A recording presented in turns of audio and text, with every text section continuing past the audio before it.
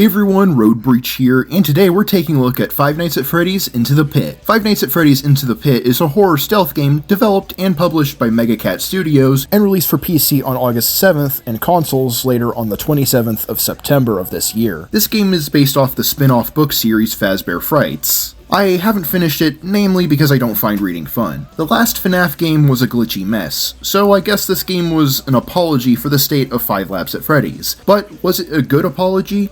Let's prepare for a living nightmare and see what this game has to offer. To start off, this game has an inconsistent, but really good art style. Most of the game is done up in a pixelated style that's very reminiscent of a game you'd find on the Super Nintendo. But unlike the Super Nintendo, this game isn't held back by a limited color palette or 512 by 448 resolution. More on that later. The backgrounds have a good amount of detail to make the various locations visually interesting, and it does have some nice Easter eggs you can find, like the exotic butters and Mr. Hugs from Pizzeria Simulator. The character designs are alright, though the children look much younger than they are, especially since Oswald is supposed to be in 6th grade. But the animatronics do look really good, and the animations are pretty good, with the close-up shots being a very noteworthy part of the presentation. But there are some weird spots that aren't locked to the pixel grid, like these bugs or this vent. I said this game wasn't limited to one resolution, so I'm going to explain that now. You should explain yourself now!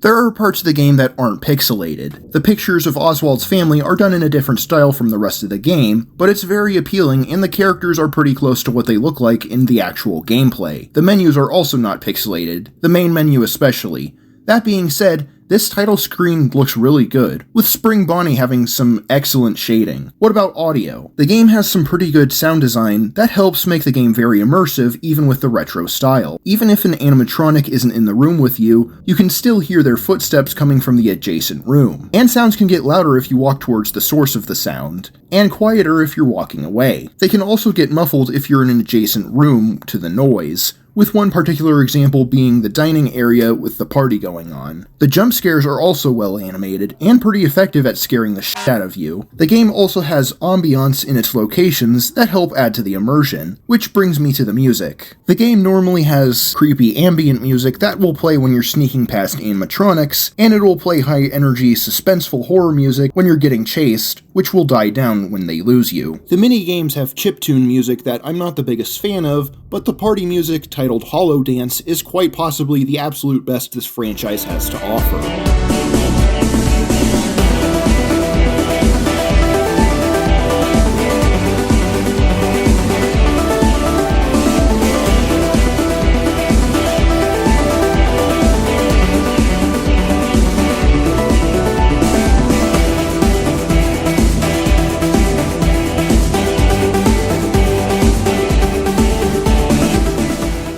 There's also a really good song in the credits that we'll discuss later when we get there. So the game is incredibly strong in the presentation department, and even though the game does have inconsistent visuals, it isn't jarring or unsightly. Now let's talk gameplay. Into the Pit is a stealth game with puzzle solving. Spring Bunny will patrol whichever area you're in, and chase you if you get spotted. But he won't chase you if you just enter the room he's in if he's not facing your general direction, so you can walk quietly behind him. This is also where headphones can be very helpful, because the game has sound cues that will tell you which door the animatronic will come out of, which is further telegraphed by the door shaking. And if Spring Bonnie is chasing you, you can lose him by hiding in one of the many hiding spots around either building that has them. And you can pan the camera a little to see if it's safe to come out. However, the hiding camera doesn't have too wide of a range, which doesn't help too much if the room you're hiding in is really big. Sometimes when you're hiding, you'll have to do a mini-game to stay hidden. The first one is holding your breath when he's looking into your hiding spot, but if you hold it for too long, then you suffocate.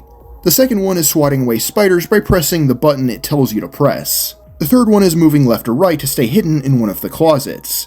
If he's walking left, he'll look to your right and vice versa. And if he looks for you under the table, then you need to tap X to temporarily blind him and run away. But he's not the only animatronic you'll regularly deal with, because you also have to look out for Chica. She won't attack you, but she will make a loud noise to alert Spring Bonnie to your position. And speaking of making noise, there are objects that you can use to make noise to lure Spring Bonnie, which will help you when you need to be in a certain room for an objective. And if you run for too long, you'll end up making too much noise and summon Spring Bonnie. But the game isn't all about stealth, because the game also has puzzles. They're pretty much just figuring out what item you need for a puzzle and searching the location to find said item. They're more of fetch quests than real puzzles like Resident Evil or Portal. You get some hints to help you find the item you need, but these can sometimes be a little too vague to figure out. Huh? But more often than not, you're going to have prior knowledge of the location to find what you're looking for, so they aren't too obtuse to figure out. Certainly better than the OG Legend of Zelda for this aspect alone. And by the way, you aren't always at risk of being killed, because every other area that isn't the pizzeria or Oswald's house during the night, you'll be safe to run around as much as you please to wherever you want to go. And if you get lost, you can pull up the map that will highlight the room you're currently in. Speaking of which, when you exit the location and walk to the edge of the screen, it'll pull up the map of the town where you can select which building to go to in order to progress the story. I should also mention that this game has a flashlight, because of course it does, and like you'd expect, the battery power isn't that good. And if it runs out, you can change the battery by holding X with batteries you can find around the levels. So the game does a far better job at doing stealth than Security Breach, and while the puzzles are a little obtuse at times, they never come close to being completely esoteric moon logic. The game also has mini-games in the arcade like Skee Ball, a game where you need to get children out of the maze, an asteroids clone, a tile slider, and an easy platformer where you collect hats. So let's talk about the story. You play as Oswald, a kid who feels bored with the town he lives in due to being run down and unable to move due to financial troubles. Oswald's dad drops him off at Jeff's Pizza while he goes to work at the corner store, and Dad promises that things will get better. And as he drives away, he feels sad that he can't make Oswald happy, which is a good moment. While Oswald eats his pizza, he overhears a family talking about a ball pit that the mom used to play in. This intrigues Oswald to check it out, and he gets the idea to hide for a while to teach his dad a lesson for leaving him here. Kind of a dick move, Oz. Though I do like that you can bump the balls around by walking into them. Oswald jumps into the ball pit, where he finds the pizzeria is now packed with kids partying. Oswald meets some kids named Mike and Chip, who compliment him on his clothing. Oswald says that he likes Chip's Future of the Flashback shirt, saying it's his favorite old movie. Chip then says that movie came out 3 weeks ago. Mike asks why they've never seen him around until now, and Oswald says that it's a good question, and Mike says that he's a funny guy, and that the new mill is bringing tons of new kids to town, which his dad said was old a few minutes ago. Chip and Mike offer to take him to the arcade to play some pizza roller, which I sucked at. The boys then decide to play tag, where Chip decides to be it. And I decide to be stupid and ran to the ball pit. The boys decide to play hide and seek, where Oswald hides in an empty Freddy suit. Mike finds Chip, but they don't know that Oswald is in the Freddy suit, so they go look for him elsewhere. But Spring Bonnie comes in, and you gotta hold your breath so he doesn't kill you. Oswald wonders what he was, but then he hears screaming out in the hallways, and he finds that the bunny murdered several people, so you gotta run and hide. Spring Bonnie can't find Oswald, so he leaves to look elsewhere, which gives Oswald the opportunity to leave. Oswald comes out of the pit, where he finds his dad and the manager Jeff standing there. His dad admonishes him for hiding from him, but he gets dragged into the pit by Spring Bonnie. Oswald tries to pull him out, but he pulls out Spring Bonnie impersonating his dad, and he takes him back home. Oswald decides he needs to call his mom, but first we need to get Dad's cell phone from the master bedroom. But Spring Bonnie is in there, so we need to lure him out by making noise. But his dad doesn't save any numbers, so we need to find the number, memorize it, and dial the number. But if you mess up the number, you can delete the last number you put in. Oswald calls his mom and tells her that something is wrong with Dad, and she tells Oswald that she's on her way. Oswald gets to Mom and tells her that Dad's been replaced, but Spring Bonnie comes out looking like Dad, which makes her think that Oswald's playing a prank on her. So Oswald knows it's up to him to rescue his dad, so you need to escape the house by finding a rope and climbing out the attic windows. Oswald gets to Jeff's Pizza, and Jeff asks him why he's here, to which he tells Jeff that Dad burnt dinner, so he's here for emergency pizza, which is a funny sentence that I just said. Oswald is of course here to jump in the ball pit to find his dad. Oz finds a kid stuck in an endoskeleton, so you need to find a screwdriver to get him out of it. So you need to get back to Jeff's and take the trash to the mill in exchange for a key to the basement to get a screwdriver. Oz frees the kid, and after he thanks Oz, he asks if he's seen his dad, but the kid hasn't seen him. The kid escapes, and now you gotta get back to Jeff's and get home. home. He wakes up from a nightmare about his dad, and he goes to school. Much like the classic games, this game has 5 nights, though when you're not at Freddy's, it's daytime. You can also pet your cat Jinx. It only unlocks an achievement, but I'm glad that you can still pet her. At school, someone lights a firecracker, and the teacher sees what he did, and the kids book it inside. Oswald believes that he should find the kid with the firecrackers, but he says that he won't just give them to him, so you gotta find something to trade with him later. Oswald gets outside, and he sees Dylan and his gang bullying a kid for reading.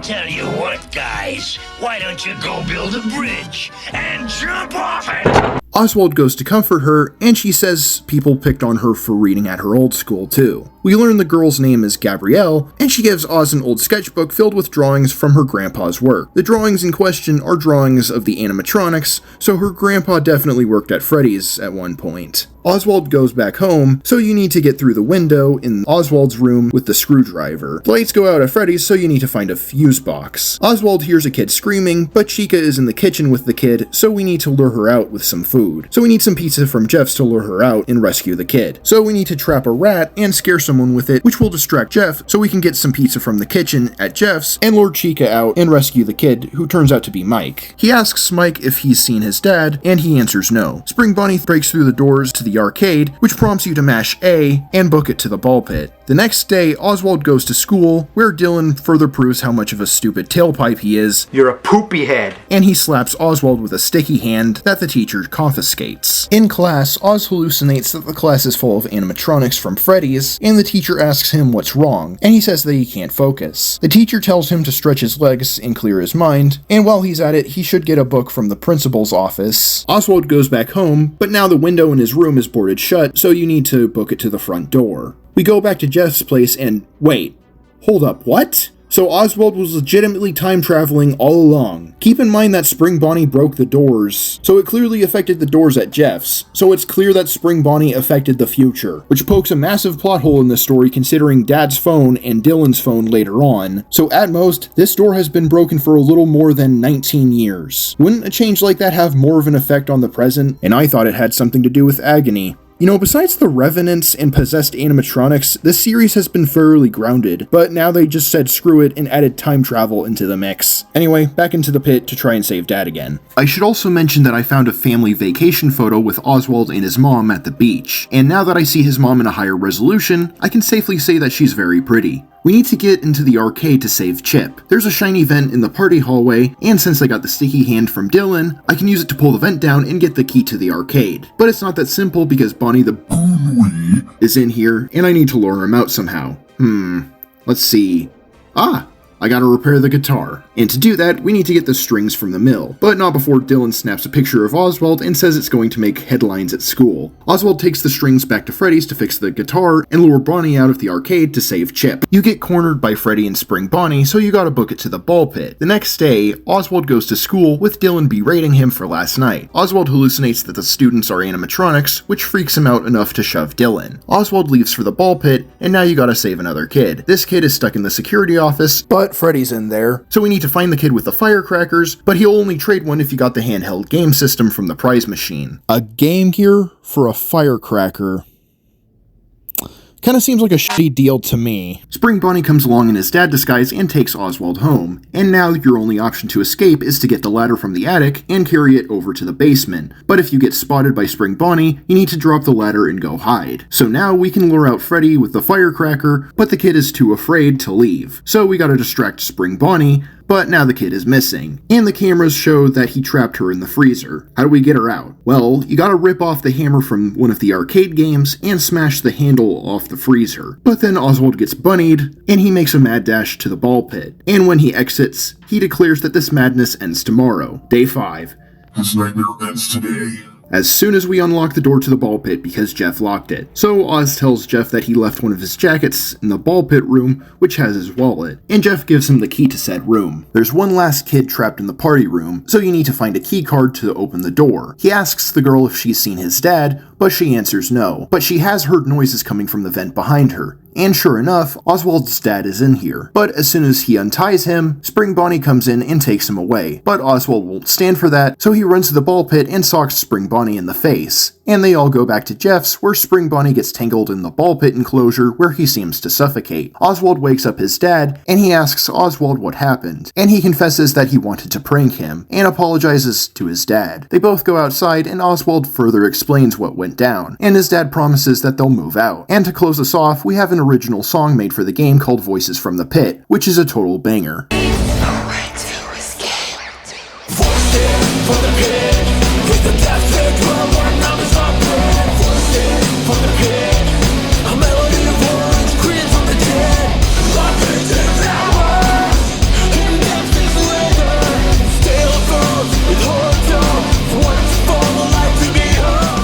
We cut to Jeff checking out the ball pit room, where he gets jumped by Spring Bonnie. Much like Security Breach, this game has multiple endings. The one I got was gotten by collecting all 5 of Dad's items and picking up the strange photo that only appears if you collect all 5 of the items. The worst ending you can get is just by leaving the pizzeria, which obviously is pretty unfulfilling. If you don't collect any of Dad's items, Oswald gets kidnapped. Fail the QuickTime event at the end, and you get the What Am I ending, where Oswald's eyes glow like Spring Bonnie. And it's theorized that Oswald is now possessing Foxy. It was stated that Foxy was missing a while ago, so I think this theory is pretty likely. And the true ending is gotten by fixing all the arcade machines, grabbing all of Dad's items, and finding all 3 of the hidden minigames, all of which I had no idea even existed. The first one is gotten by interacting with the candy machine on Night 5, where you just pick up all the stuff. The next one is gotten by calling Mom on Night 5, where you put people back together. The next is gotten by interacting with the prize machine,